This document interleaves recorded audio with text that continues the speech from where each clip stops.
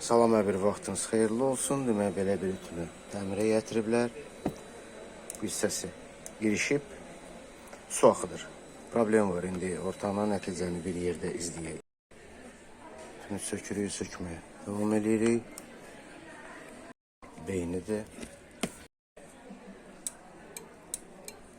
Ten işləyir, termostat işləyir.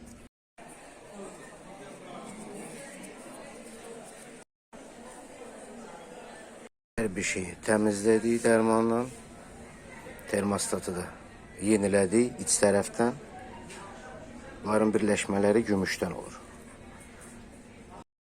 Hissələri təmizlədik.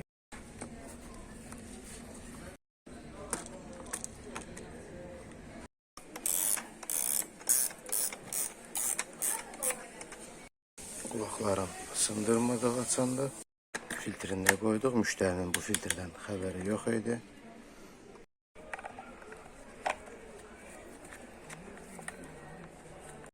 Üzərinə su əlavə elədik.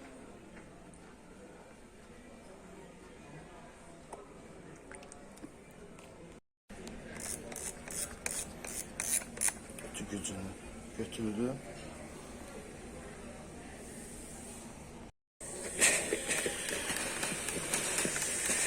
Parını verdi.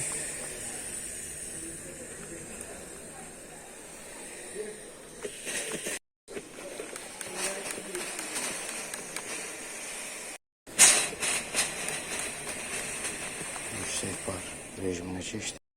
Önden su verir. Parı da verir.